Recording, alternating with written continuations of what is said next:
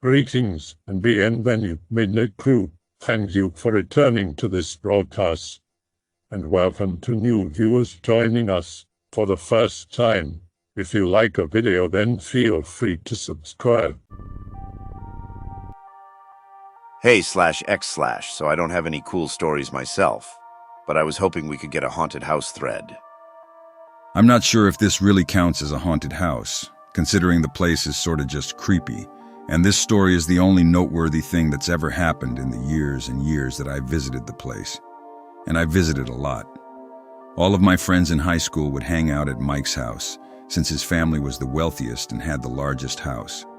It's certainly not a giant house, but it's still pretty big. My entire house would easily fit inside the stupid thing. Weirdest part about considering the house is haunted is that it's a completely new and modern house. Like, I visited the site before construction with him once. I also visited the site during construction once. One of the workers died during the construction, but not on the site, in a fucking car wreck. Besides being in the middle of nowhere next to some woods, there's nothing that would make the place creepy, except for the fact that it just is. I guess this is just background information. The story will start in the next post. It was Friday, October 30th, sophomore year of high school. My parents dropped me off at Mike's. The plan was that Mike went crazy and bought a shitload of Halloween decorations, so we were going to deck out his whole house that night, then throw a Halloween party the next night to pretend that he didn't waste a bunch of money. Shortly into decorating, Mike and his family had to go into town to the school for some band-related thing, leaving the house empty except for his cats, myself, and another friend, Adam. We continued putting up fake cobwebs and colored lights and all that crap for a while. We were joking around and having a pretty bro time. Eventually it was dark out and Mike still hadn't returned. Despite the fact that it was lightly raining, Adam and I were like, screw it, let's sit in the hot tub till he gets back. Pretty much nothing spooky has happened at all to put me in a paranoid state of mind. In fact, I'd been excited all day for the party and pleased with our decorating. Mike had 3 cats, and one of them, Sparky, looked a lot like mine, so he was always my favorite. Adam and I were sitting in the hot tub, basically just waiting when I saw Sparky run by. Being a teenager, my reaction was to get out of the hot tub and follow the cat. As mentioned, it was super dark out and raining, so I lost him immediately, but I ran alongside the house and eventually was standing in front of the garage and the really long driveway out to the road. I stood there for probably all of 10 seconds, kind of squinting around to see where the damn cat went when I heard clop, clop, clop. I immediately switched from a light-hearted friend having a good time to absolute panic and ran back to the hot tub. I tried telling Adam that I heard footsteps in the driveway walking right at me, but predictably, he doesn't believe me. I'm not sure myself. Maybe it was a deer? It's awfully dark out, and still raining. Maybe it was a deer and I just didn't see it. I tell him I'm gonna go back to just see whatever I can. He's like, you know what, fuck it, I'll go with you. We walked around the house to get back to the front driveway. I'm fully expecting to hear nothing and look like a total ass, because I've seen enough TV to know that the person weird shit happens to isn't allowed to be validated. Almost immediately, though, there's the sound of footsteps on the asphalt. We both sprint all the way back and flee into the house. I'm all like, I told you so. He doesn't even know what to think, but he definitely heard those sounds too. And for whatever reason, they're super scary. After some discussion, we grab flashlights and determine that this time we will stand our ground. Ghost stories always end with the teller running the hell away, or not noticing something's weird till after the fact, so we wanted to see this thing. Each time the sound was getting louder, and it felt like it was moving toward me, so logically, if we just don't puss out, we'll find out what the sound is. We man the fuck up and go back to the front driveway. I'm shining my flashlight all over, looking for a deer or hobo, or anything that could potentially make a distinct footstep sound. I do spot Sparky just sitting in a bush in the distance like no big thing, but miraculously we actually hear the footsteps again. I shine my light in the direction they're coming from, but there's nothing. I stand there, waiting as they get louder and louder. My brain is screaming to GTFO, but I'm trying my hardest to stand my ground. Finally, the footsteps are right in front of me and the panic is too great. The nope happens. I was too focused on the mystery footsteps, so I'm not sure if my friend bailed before me or with me, but we regrouped inside the house to tell each other how incredibly scared we both are. 3 minutes later, Mike and his parents finally get home. We tell Mike all this, but he's even more "you're full of shit" than Adam was. We go to the spot of the driveway where we'd been hearing the footsteps with him, but nothing happens. I never heard those footsteps again. Over the years, I'd occasionally stand there at night in the rain, trying to recreate what happened, but I still never heard the footsteps again. Adam used to back me up in conversations about this, but anymore he pretends it never happened. The ass. There have been other weird things at his house, but nothing else even close to story-worthy. So, OP here again just remembered a spoopy story. Be me, be 14. I'm living in Athens, Ohio, really close to the Ridges. Ridges are an abandoned group of buildings used as an asylum for the mentally insane. Walking around the grounds at night during the summer because I'm a dumbass. Walking right next to one of the buildings on some gravel. Standing still and trying to look into a window that leads into the basement. Here's some gravel moving about 20 feet away behind me. Look up and I don't see anything. I was still scared, so I decided to move on. Walking around and look up into a window on the 3rd level. I can see some weird mannequin leaning against the window. Think it's creepy, but whatever. Hear that shuffle of the gravel, but only about 10 feet away this time. Start walking at a brisk pace, and can still hear the gravel moving at an extremely fast pace now. Now running. The Ridges are basically a maze of super tall brick prisons, and in the dark, I couldn't see shit. Find myself running back the way I came. It now sounds like someone is chasing me with a passion. As I bolt past the window, I see the mannequin. But it's changed now, it has a creepy wig on. The only way I can tell is by the moon's light in the window. But the mannequin now has a wig, and both hands are pressed up against the window, as if it's trying to get out. Bolt through the patient's graveyard where I hung out to catch my breath. Never tell anyone. What do you guys think? Also general info on the Ridges. Be Anon's former teacher back when he was in high school, living in a small town in Southeast Asia where everybody knows each other. Was sitting on the front porch one night, thinking about college, future and stuff. Realized that there's a girl in my lawn, just behind a cherry tree. Girl is wearing a long white gown with golden embellishment and was astoundingly beautiful. Girl noticed and came towards me. Asks me what I'm doing, was completely shocked, couldn't do or say anything. She introduces herself as Jelita. She also knows my teacher's name since she said that she's from around here. Which is weird, since my teacher never encountered such a girl like her. Well, if you're not going to say anything, you won't mind if I went home, right? Until next time, Teacher Anon. Then she goes out to dark of night. My teacher never forgets her face, and felt this feeling of yearning towards her. Spends several days after school looking for her, but to no avail. 7 days later, we're contemplating the future again on the front porch, when Jelita suddenly arrived. Like, girl suddenly materializes in front of him. "What's bothering you, Teacher Anon? Is it something serious?" she said in a sing-song voice of hers. Gather up all the courage and replied, It's nothing. Just thinking about my future, I guess." "Don't think too much about the future, just live them. Why don't you marry me, and we'll live those coming days together." Was taken aback at this point, and became frozen again. Suddenly, Father called from the inside, breaking me from the trance, asking me to come inside, since it was nearing midnight and all. When he looked back in the direction of Jelita, she was gone. Come inside the house afterwards and tries to go to sleep, but couldn't. The thought of her proposal kept him awake all night. Rises from bed completely drained out of color. Father noticed and asked him about it.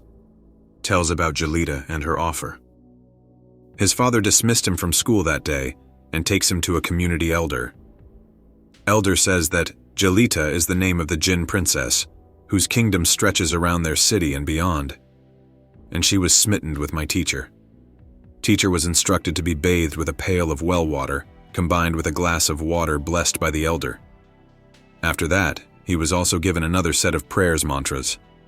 Never met Jelita again, but her beauty always lingers.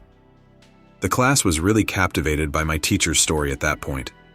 It was the end of my 8th grade semester. With all the study material covered, we decided to share spooky stories to pass the time slot, and I volunteered to try to draw Jelita's face on the whiteboard. If you guys were interested, I can try to draw her again. What do you say, /x/? Okay, here goes. As far as I can remember, her face was like Arabian features, such as prominent eyelashes and nose, striking eyebrows, high cheekbones and long face. Doe eyes, long, slightly wavy hair that reached her thighs, parted in the middle. No spots, acne or whatever. Very clean face. Polite smile with her polished red lips. This is definitely drawn in my style, but I think I got the big picture here. Also, her lips were supposed to be lipstick red, not Kazuma Kaneko. I haven't experienced anything too crazy, like some of you have, but I do have one story I can share. It happened when I was about 6 years old. My grandma died when I was 4, and my grandpa remarried after only 2 years. He moved out of his current home. My grandma died in the living room, and moved into a house that he actually used to live in when he was younger with his family. When we first pulled up to the house, it all seemed pretty normal, aside from me not actually going in the house at all, but there was a standard red barn outside. According to my grandpa's old stories, this barn was the host of most of the paranormal activity. The horses would get startled for no reason. Lights would turn on and off often, hearing things in there, etc. Anyway, on move-in day, a bunch of my cousins and my older brothers were roaming around the property. When I was 6, I knew absolutely nothing about it being haunted, but I went exploring and went towards the barn. I didn't even step foot into the barn when I saw it. There was a very clear apparition walking up the stairs of the barn up to where the hay bales were stored. I was frozen in fear, so I just watched it as it moved. It sounds stupid, but the best way I can describe what he looked like is Abraham Lincoln. He had a nice suit and top hat on. When he reached the top of the loft, he slowly turned around and stared right at me. I could have sworn he smiled at me. Then in the blink of an eye, he just vanished. Basically, I got out of there and stuck by my mom's side for the rest of the day. Years later, I found out that both of my brothers both had weird shit happen to them too that day.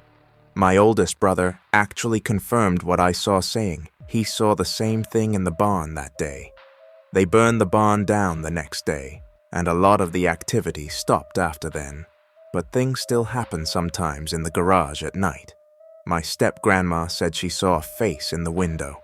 The whole vibe of that place still throws me off. So new to /x/ here. Here's a story for you. Be 16-year-old me. Have tried to off myself so many times, I should get a punch-out card for the free smoothie. Super depressed more than normal one night. Go to bed and have a strange dream where it's just pure blinding white. The outline of the face appears, but can't look at it, because even the edge of the outline sends terror through me. Wake up and can't move. Sleep paralysis. Oh shit, game over. Whole room goes pure dark, but the outline of the face appears, and it's so dark it actually stands out amongst the pure blackness. Next thing I know, I'm on the floor in my mum's room, crying in the fetal position. I have a few stories if y'all would like. Scary thing is, I'm still across the hall from the room where it happens. I'm actually getting anxious typing this because remembering that fucking face. Nope, nope, nope. Here we go again. The current room I'm in is where my first WTF nope moment happened when I was a kid. The room across the hall is where the shadow face made me cry in the fetal position on my mum's floor, be 6 or 7. In my room by myself playing with Transformers caused Tank Megatron, fuck yeah. Hear closet door creak and open a little. My small child brain can't process, so ignored. Door swings open hard like someone called for Kool-Aid, freeze in fear for about 10 seconds and stare. Become the flash and warp time and space to my mum's room down the hall. Tells me it's the wind, or it's an old house door that does that. The door was fully shut, the windows were closed. To this day I sleep with my weights and assorted items in front of that door. Yeah, I even yelled at the door, because it was open on its own to stop it. It did for a while, actually. So more was asked, so more shall be given. Now mind you, both stories so far take place on the second floor of my house, The next one is a fan favorite place, the goddamn basement. Here we go. Be lil shit at 16 or 17. Mum asks, "Hey Anon, go check the laundry." Well, felt like playing some Dynasty Warriors 4 or 5, I think, on my PS2 since I had part of the basement, my video game lair. Go to the basement door and open it. All dark, except for a pair of green cat-looking eyes staring at me from the dark. I have a story that those eyes show back up in. It's horribly amazing. Automatically go, nope, get wrecked. I'm out, game over, man. Tell Mum, she goes, oh, it's probably Misha, our only cat with green eyes. Misha then walks by as she says that, but she doesn't notice. Go do the laundry now. Have to go down there. Nope. Mode 9000 edition. Grab a meat mallet and foot-long, super-sharp kitchen knife. Panic the whole way down the stairway, hitting every light switch on like a boss. Then I hear a meow from the video game room, which is next to the laundry machine by the bottom of the stairs. Every nope meme ever. Skedaddle out a dodge. To this day, I don't go down there without the lights being on and that knife. I've got more if you guys want 'em. So I was 8 when this one happened. My dad was still living with us, and my older sis had the room across the hall from me, the shadow face room. It was after 4 days of no sleep this happened. So it could have been me in a state of delirium, since no sleep go into the hallway with my mighty Morphin Power Rangers blanket. First season Rangers. Snow starts flying from under my sister's door. Door locked, so I peek under it, and nothing. Move away, and snow starts up again. Can't catch snow, and it only lasts about a second or so. Feel weird, and look at the wall, and my shadow is waving at me. Nope mode countdown in effect. Shadow walks away, and down the stairs, making them creak. Rush stairs and see nothing but my shadow walking down them. Countdown averted, automatic nope mode engaged. Run into parents' room, and wrap myself up in blanket. Because fuck you, Power Rangers. That's why. Open eyes, and I'm in a blanket cave. So tired and freaked out, I'm actually okay about it. Notice 3 blue ant, like people debating on who to sell me to. In the blanket cave, there were 4 tunnels. 3 they pointed to when talking about who to sell me to, and 1 big enough for me to crawl out. Crush the shitty ant-men and crawl through and somehow, flat and straight path, while in my blanket, which is now a stone tunnel. Oh, fun part now, because at the turn that leads to free Edom lies E.T. and his dead body. You heard me, E.T. was dead, and I crawled over his body and became a man that day escaping my blanket prison cave. After escaping the blanket cave, the room feels eerie. Mum and Dad are sleeping. They left the TV on, providing light. Hairs begin to stand and feel dread like sensations start. Everything goes pitch black. That's when I saw them. The green eyes I would see in my basement years later. In this pure darkness, 4 white fangs appear and bite my arm, and from shock, I pass out. Wake up the next morning, thinking lack of sleep made me imagine everything. Look at my arm and see the bite marks from where the thing bit me prior last night.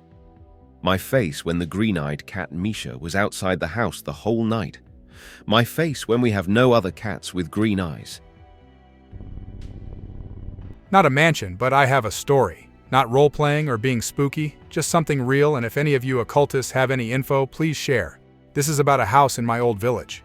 When my family first moved into the area, back in the late 1800s, they started building houses. The area in which a house was built, though, was claimed by another family, and as a result, one of my old relatives was murdered upon the foundation of what would be the house. This leads to a vendetta, but that's not important. Later on, after the house was built, a peculiar thing happened. All children born inside the house would shortly die after birth. This happened a few times till people realized something was wrong. In search for an answer, they found an Egyptian medium who was in a nearby village and told him to take a look. The Egyptian told them that the house was haunted because of the murder, and in order to lift the curse, the next child should be born somewhere else, and when it starts to walk, it should be dressed in white and walk to the house on its own. Thus it was done, and afterwards no more babies died in the house. My house isn't exactly a mansion, but it was a huge Victorian-style house built in the 1800s and added onto endlessly, even has construction today. I have tons of stories, pick a room and I'll share some. Here's one of my favorites though. Be me, around 15 years old and living between my divorced parents' houses. My stepmom had been super pissed at me all week and I was grounded because of her. She's always pissy. On the way to school, I run into my dad's house to drop off my stuff for the week. My stepmom is standing in the stairway just glaring. It's dark, so I can't really make her out. I just rush past with my eyes closed, put my stuff in the side room, and run out to the waiting car. I could feel my stepmom's anger just radiating in the air. Get into the car and bitch to my little sister, who went inside with me about how rude my stepmom was. My sister tells me that my stepmom is on a business trip across the country. My dad starts work at 5 a.m. in construction, so no one was home. My sister saw no one on the stairs at all. Now I'm just really glad I didn't look up to see what was in the stairway. Any demonic activity? I'm not positive, but I'm pretty sure there was. Everyone who lives there has their family torn apart. People go crazy. My mom almost killed herself because she felt the need to take sleeping pills to get a few days' sleep, and didn't want to miss taking her depression meds for those days. She says it's like someone was gently leading her to it. But luckily, we found her in time to have her stomach pumped. Only when I went from my dad's to my mom's house would I have pictures of my family fly across the bathroom to the opposite and almost hit me. Other people from before we moved in lost it, and their lives ended in divorce and mental insanity. We found a huge blood stain in the master bedroom that had to be sanded down and the floor redone when we moved in. I have so many stories from my time in that horrible house. Seems like spoopy things happens in a house where the residents aren't really on good terms with each other. I just kinda wanna wish your blessings in your current and future residents for days to come. Visiting one of my friend's parents' house for the holiday with a few guys and girls. Turns out his father was supernaturally adept. When watching this horror reality series on TV late at night about haunted house, he asked us if we wanted him to scan our houses for anomalies. First, he tried one of the guys' houses, described the house in general, to the number of rooms in each floor, detect this entity on the second floor, above a specific room door. Friend yelps in amazement. It was his room, and since he recently organized the furniture there because he felt uneasy sleeping facing the door. Next up is another guy. He said that there is something dormant above his large wardrobe, which is located in his room, the one beside the bathroom. Jackpot. This guy is somewhat keen with the unseen, and he could also see the same thing. My turn. Get confused when he described my house. I'm afraid that he and I aren't really pointing the same area. Pinpoint something weird just outside the living room grand window. Kinda spooked, but remembered that there lies the master bedroom's AC on the other end, the one with the fan. I think that he may have seen that instead, but did not want to become a killjoy, so I just agrees with him. Session continues, but I'm not really paying attention, but he keeps describing their building plans correctly according to my friend. We also do this almost 105 kilometers away from our hometown. Be me, 22 at the time. Be returning from stepdad's funeral that day. Stepfather, former army officer. Asked to go back to the family home to retrieve some stuff, for example. Food, knickknacks, memorabilia, etc. No one was there at the time. The house locked with the security alarm turned on. Pull into the driveway of said house. Front window is a bay window and the curtains are wide open. Clear view of the inside of the house in the daytime from front room to kitchen. Lights on in house, perfectly lit. See stepfather's army jacket slowly float by itself over to the coat rack and hang itself. Nope. Fucking never returned to that house ever. Haven't returned in over 5 years and don't plan to. I hate to say this, but my stepfather was a real prick of an asshole. He never liked me despite the fact that I treat his daughter like a princess and everyone else in his family loves me. Her family is totally sympathetic to my story. That dude had the meanest eyes and sternest face, I tell you. I couldn't help but think his ghost wanted to kick my ass if it had the chance with me alone in his house. Well, I was born and grew up in a house in Dallas-Fort Worth, Texas. As far as I've ever been able to find out, it was built sometime in the 60s or 70s. It was also a really weird house, and by that I mean the windows were all very weird sizes, and none of them matched. There was this funky overhang that went down on either side in an A shape beyond the roof. The master bedroom was upstairs, so it was kind of backward. The living room had this insanely high ceiling, and the stairs had a cupboard. There was a room with an entire wall that was a massive sliding glass door that we called the playroom, and there were bizarre nooks and crannies that seemed to lead nowhere. For example, in one of the 2 walk-in closets in my sister's room, on one side was a tiny 2x2-foot door with a narrow crawl space that led precisely nowhere. Since I lived in this house for 12 years, there's a lot to tell. My stupid parents were too stubborn to nope out of there, so we just stuck around to be haunted for all those years. First off, that crawl space in the closet. It had weird boxes and items left over from the previous owner. Just old crap, I don't even remember what any of it was. My sister crawled into the tiny space to see what was in there once. She came out screaming at the top of her lungs, and to this day has never told anyone what happened there. All of us kids heard our names whispered right up against our ears at night. There were strange lights that would appear under the doors, float through the house, or float just outside the windows at night. You could hear footsteps walking up and down the stairs and through the house at random. Voices would whisper indeterminate nonsense audible to the naked ear at random times. Shit was terrifying. My parents went full-on denial mode, but my mom was scared. My mom did eventually admit she heard the voices too, but then went back into full-on denial mode.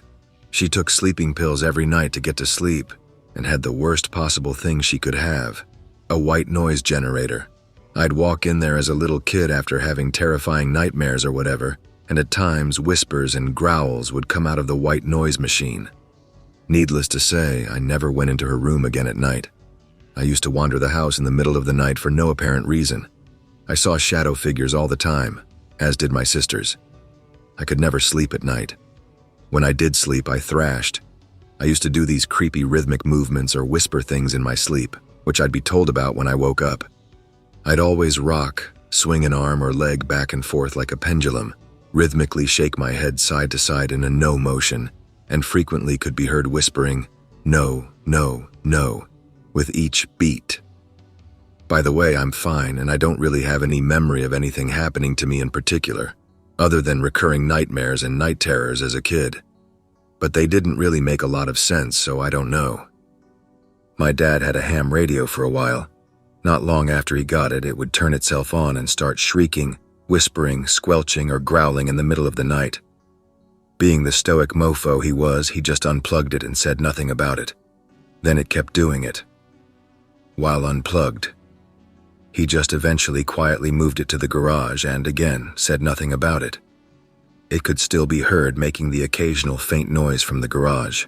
I was often chased and attacked, grabbed, pushed over, scratched, bruised. This thing followed me around.